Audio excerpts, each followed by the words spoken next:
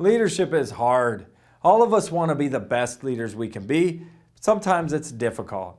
So I'm going to give you 8 ways you can improve your leadership today. Before we get into it, please like, subscribe, share, and comment so we can help you grow your business by growing your people.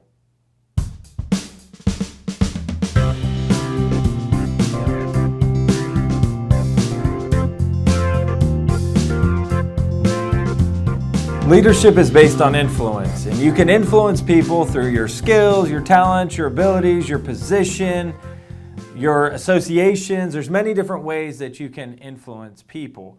However, when it comes down to actually leading other people, which is different than managing, both are important, but leadership is about connecting with other people, specifically in your communication, specifically in your heart to see them be successful. Great leaders in the world, they are obsessed with helping other people have success. And in that, they also have success. I wanted to say this real quick before I jump into the 8 ways you can improve your leadership today. I wanted to tell you 3 basic things about leadership and about communication in leadership. Number 1 is this. People rarely remember what you say. I know this as being a trainer. In fact, many of you will watch this video and a week from now you'll forget what I said, and that's okay. But people rarely remember what you say because we have 1,500 words going through our mind every minute of every day. Most of those are subconscious and we don't know. We have conversations going on constantly around us. In the information age, we are consuming 8 times the information that we used to before the information age. So just remember that. People rarely remember what you say. Number 2 is people sometimes remember what you do. You know, oftentimes as leaders, we think the spotlight is on us all the time, 24 hours a day, 7 days a week. And the pressure that we feel from being a leader is, oh my gosh, people are watching me all the time. And, you know, I got to lead by example in every situation. And in that, guilt and shame can come in with many leaders, and they're upset that they didn't lead perfectly and they didn't do the right things. And so many leaders begin to isolate because they don't want people to see them fail. But here's the facts. People sometimes remember what you do, but not that often. People think about themselves 95% of the time. They really don't have that much time to think about you. But they sometimes remember what you do. And if it's something epic, like, you know, you strip down and you run down the middle of a football field during the national anthem or something in high school and you were streaking, people will remember that, okay? It's epic. But even over time, what you'll find is people will remember the event. They won't even remember who did it. And they'll be together with their friends 20 years down the road and they'll go, hey, you remember that time that person ran and streaked down the middle of the field during the national anthem? It was so funny. Who did that again? They won't even remember who did it because people aren't really focused on you as much as you may think. The last point is this, and the most important point is this. People always remember how you make them feel. They remember how you make them feel. If you brought them joy, if you brought them pleasure, if you care about them, if you validate them, if you help them become more confident, or if you tear them down, you bring them pain, you ostracize them, you use them to get what you want, you step on their back to get what you want. People will remember both sides. So leadership, we have to keep in mind that if we want to be great leaders of influence, people who actually influence others, we always have to focus on how we're making people feel. Many people want to run away from emotions. They want to stick solely in logic, but human beings are emotional creatures. And we've got to appeal to the emotion and the logic as leaders. So focus on how you make people feel. And the biggest key with that is make sure you honor people at all times. Honor them. Honor them as human beings. Treat them with the utmost dignity and respect that they deserve. We all get stressed out. We all have challenges financially, socially, emotionally. But no matter what we're going through, we never have the right to treat another human being with disrespect or dishonor. And many leaders take advantage of their position, knowing that that person can't do anything back or they might get fired if they treat them with disrespect. And to me, modeling the way as a leader starts with the way you treat other human beings. So now let's go into the 8 ways you can improve your leadership today. First is this: begin every day by saying 5 things that you're grateful for. When you're in the state of appreciation, you literally cannot give into fear, doubt, and worry. You know, when you're going through the hardest times in your life, I know this is counterintuitive, may feel even counterproductive to you, but to stop and think about the things that you're grateful for. I love what Marcus Aurelius used to say. He would say, we are so focused on driving into the future that we forget that where we are now was once our biggest dream. Stop for a moment every day and just think of the opportunities you have, the relationships that you have, the things that you thought at one point in time were impossible that have become possible for you.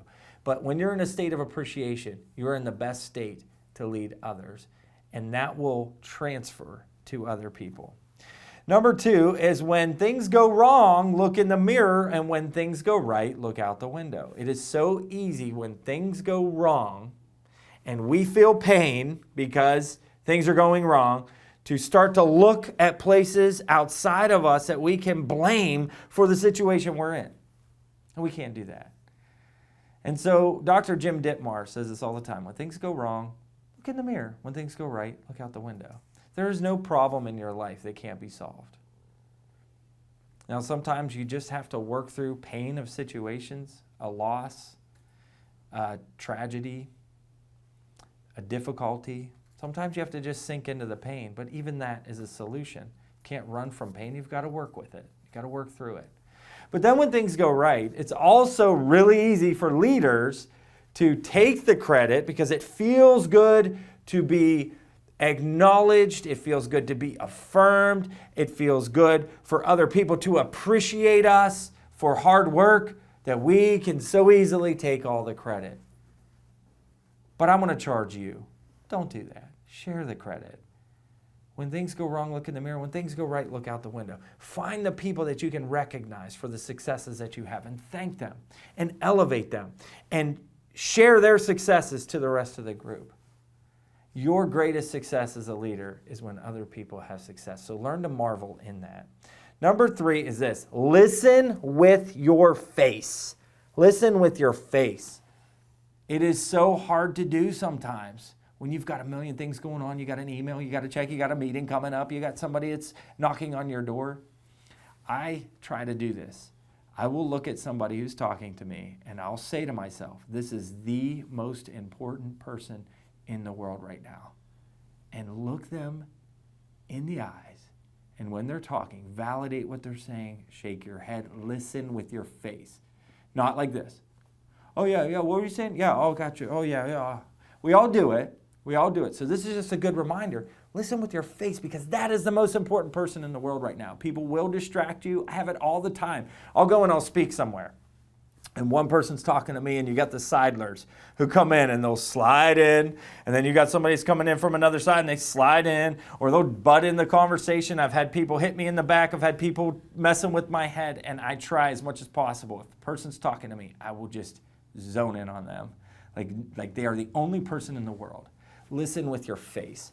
Number 4 is be hearty in your approval and lavish with your praise. This is an old Dale Carnegie statement. Be hearty in your approbation and lavish in your praise. Be hearty in the way that you approve of others and lavish in your praise. The average person only gets 1 encouraging word per week. Be hearty in your approval of others and lavish in your praise. That will make people feel so good about what they're doing and who you are as a leader. Many leaders, they just don't know how to celebrate other people's successes. They don't feel validated themselves. And how can they validate somebody else? It's a tragedy. And the way to connect with other people is to validate them, to validate the work that they do, to validate them as human beings. And I hope if you're a leader who's not real good at validating others, you're going to take a chance today and begin to validate and approve of other people and praise them.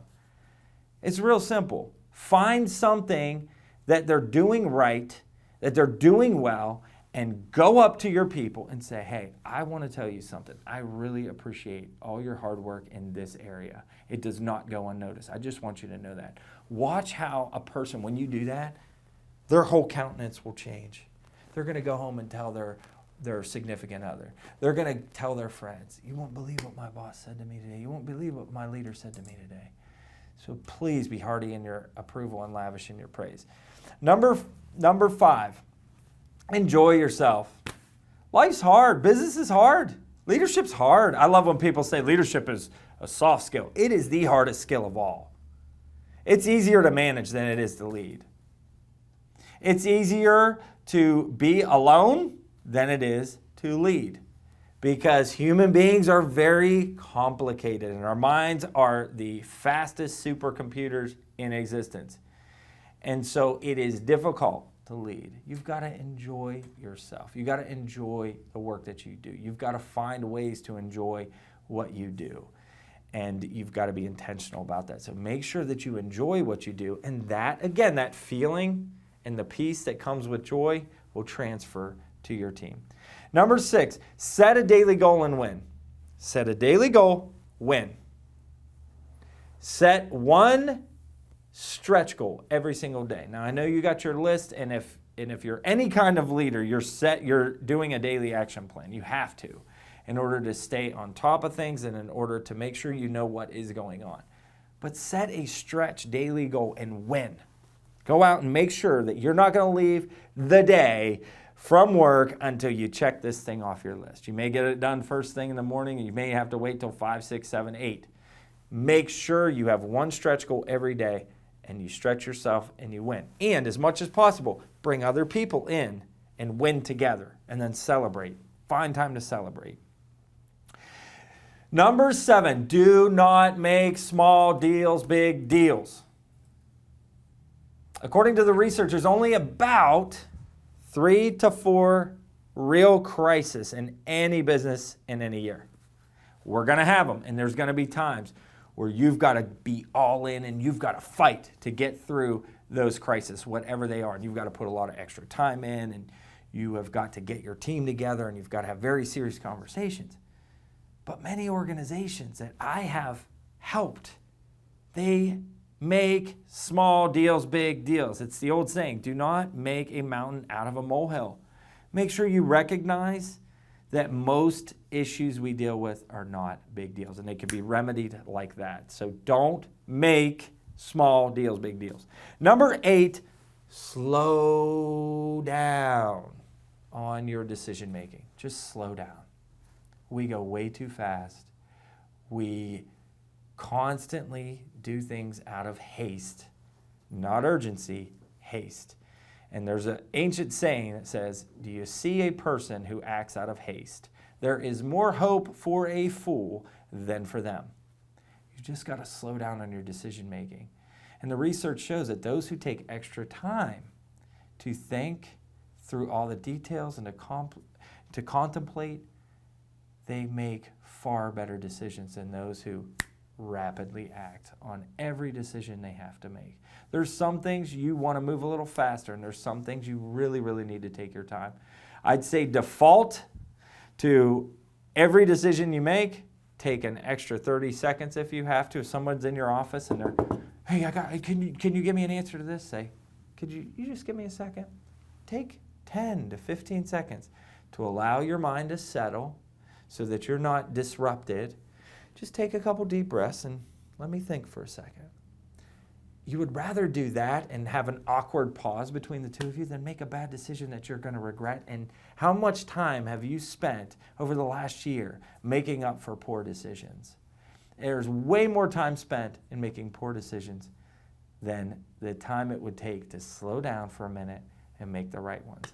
So those are some things you can start doing today. Those are 8 ways you can improve your leadership today. My suggestion is take 1, practice that. Listen to this again or watch this again and do number 2.